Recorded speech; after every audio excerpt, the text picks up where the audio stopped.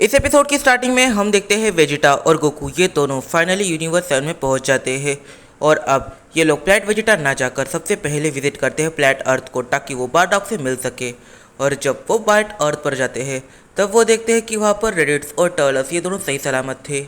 इस फोन पर गोकू ये देखकर काफ़ी ज़्यादा शॉक होता है। गोकू यहाँ पर रेडिट्स और टर्टल्स से पूछता है, आखिर तुम लोग वापस से कैसे आए।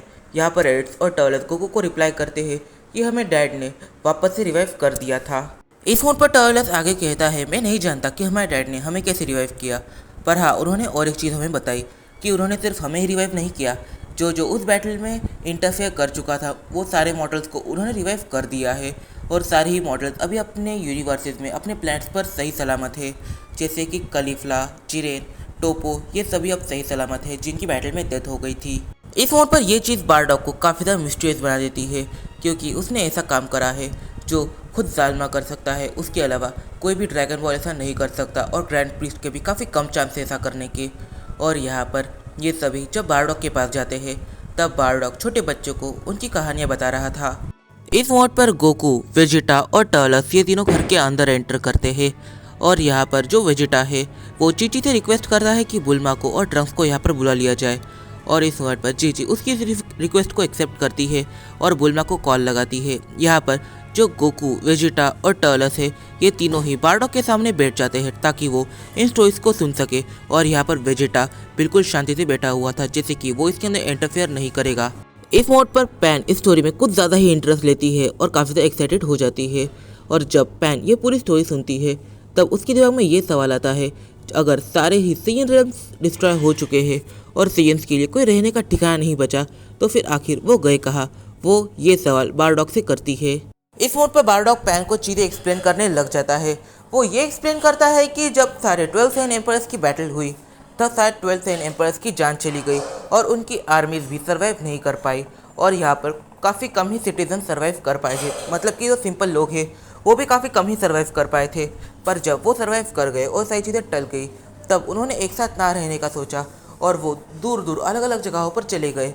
और अभी वो लोग एक अलग जगह पर जाकर बस चुके हैं। अभी उनकी कोई एक लोकेशन नहीं है, यहाँ पर 12 डिफरेंट लोकेशंस है जहाँ पर अभी के मॉडर्न सेयन्स रहते हैं। पर हाँ, अभी वो पहले की तरह काम नहीं करते। पहले के सेयन्स काफ़ी ज़्यादा एग्रेसिव हुआ करते थे और वो एंजल्स पर, सारे गॉड्स पर अपना दबदबा बनाए रखते थे और उन्हें कंट्रोल करने का काम करते थे। पर अब के जो सेयन्स है वो ये काम नहीं करते। वो ये काम करते हैं कि वो इन सारे गॉड्स के ऊपर अपना दबदबा तो बनाए रखते हैं, पर हाँ इनसे 1000 टाइम ज़्यादा पावरफुल बनकर, और वो टेक्नोलॉजी के मामले में इतने ज़्यादा आगे है कि उन्हें कोई डिफीट नहीं कर सकता। इस मोड पर बारडॉग आगे ये एक्सप्लेन करता है कि जो मॉडर्न सेयन्स है वो कभी भी अपने खाली हाथों से नहीं लड़ते। उनके पास फिजिकल स्ट्रेंथ काफ़ी ज़्यादा होती तो है, उसके साथ ही उनके जो आर्मर्स होते हैं वो हमारे सिंपल आर्मर से ना जाने कितने करोड़ टाइम ज़्यादा ड्यूरेबल होते हैं। और उनकी आर्मर्स की भी अपनी अपनी अलग एबिलिटी होती है। और कुछ कुछ आर्मर्स तो ऐसे हैं जो हीट से ही एनर्जी बना लेते हैं। उनके पास काफ़ी डिफरेंट कैटेगरीज के आर्मर है। और इस मोड पर बारडॉग उन सभी के आगे एक काफ़ी बड़ा राज रिवील कर देता है। वो कहता है कि ये जो आर्मर है ये मैं ऐसे ही नहीं पहना हुआ हूँ। मेरा ये जो मास्क है, ये अकेला मास्क अगर मैं पहन लूँ तो इससे मेरी ड्यूरेबिलिटी 500 टाइम बढ़ जाती है, और मेरी फिजिकल स्ट्रेंथ तो वो तो भाई करोड़ों टाइम बढ़ जाती है सिर्फ एक मास्क पहन लेने से। तो सोचो मैं पूरा आर्मर पहने हुए हूँ, यहाँ पर मेरी स्ट्रेंथ कितनी हो जाएगी।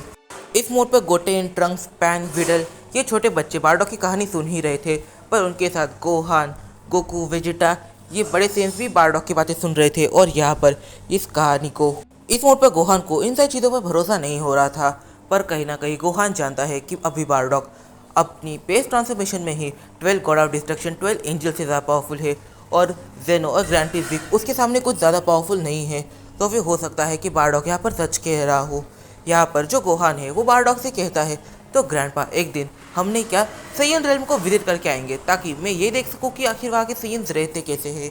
इस मोड पर बारडॉग गोहान की ये बात सुनने के बाद गोहान से कहता है, गोहान मैं तुम्हें सेयन रेल्म में विजिट तो कराऊंगा, पर हाँ एक काफ़ी बड़ी बात, अभी वहाँ पर कुछ भी नहीं बचा है। तुम्हें वहाँ पर कोई भी स्टैचू देखने को नहीं मिलेगा, ना ही तुम्हें वहाँ पर कोई इमारत देखने को मिलेगी। वहाँ पर बस अब एक ही चीज़ है, और वो चीज़ है वहाँ पर एक काफ़ी बड़े मॉन्स्टर का सर कटा हुआ है, और उसके अंदर एक फीमेल सेयन रहती है, और वहाँ पर उसकी खुद की शॉप है, और वो वहाँ पर काफ़ी सारे कर्स टूल्स को बेचती है। तुम्हें ये जो मास्क दिख रहा है और ये जो आर्मर दिख रहा है वो मैंने उससे ही परचेज करा है। फिर सीन थोड़ा सा अलग जगह पर शिफ्ट होता है और वो भी पास्ट में जाता है। हम देखते हैं एक स्कल को, जिसके अंदर काफ़ी सिटी टाइप एरिया हमें देखने को मिल जाता है। इसके पीछे काफ़ी अलग कहानी है। कहा जाता है कि काफ़ी लंबे टाइम पहले जब सेयन रेल्म बना था और तब सारे सेयन्स अपने कामों में काफ़ी ज़्यादा बिजी थे, तब वहाँ पर 3 काफ़ी ज़्यादा पावरफुल गॉड आ जाते हैं जिनका साइज़ काफ़ी ज़्यादा बड़ा था और वो गॉड्स सेयन रेल्म को डिस्ट्रॉय करने लग जाते हैं। तब इस टाइमलाइन का सबसे पहला सेयन एम्परर सामने आता है और वो उन 3 गॉड्स में से एक गॉड को, वो सेयन एम्परर उस गॉड को काफ़ी अलग तरीके से मारता है। वो अपने हाथ को सीधा पहले गॉड के स्कल के अंदर डालता है और उसका स्कल ही बाहर निकाल लेता है। पर ये पहले का टाइम हुआ करता था जब यहाँ पर सारे सेयन्स रहा करते थे, पर अब इस कॉलोनी को सारे सेयन्स ने अबैंडन कर दिया है। सारे सेयन्स सेयन रेल्म्स को छोड़कर चले गए हैं और अब सेयन रेल्म्स के नाम पर सिर्फ एक ही चीज़ बची है, वो उस गॉड का स्कल है। बाकी सेयन रेल्म बिल्कुल भी नहीं बचा और यहाँ पर मुश्किल से एक फीमेल सेयन रहती है। तो इस वीडियो में काफ़ी सारे सवाल निकल के आते हैं। सबसे पहला सवाल तो यहाँ पर ये निकल के आता है, इस वीडियो में हमें सेयन रेल्म का जिक्र देखने को मिला, पर यहाँ पर सेयन रेल्म की हिस्ट्री काफ़ी ज़्यादा अलग है। जैसे तुम खुद ही अंदाज़ा लगा लो, इस स्टोरी लाइन के अंदर पहले से ही सारे सेयन एम्परर्स की डेथ हो चुकी है और यहाँ पर सेयन एम्परर कहलाने वाला अब कोई भी नहीं बचा है। और यहाँ पर सारे सेयन्स अब ट्रैवल कर रहे हैं क्योंकि वो एक जगह पर स्टेबल नहीं है। पर आखिर वो लोग एक जगह पर स्टेबल क्यों नहीं है? और यहाँ पर अगर देखा जाए तो फिर उनके पास एक लोकेशन है, वो उस लोकेशन पर जाकर रह सकते हैं, पर वहाँ पर अभी कोई भी नहीं रहता। इसके पीछे क्या वजह हो सकती है?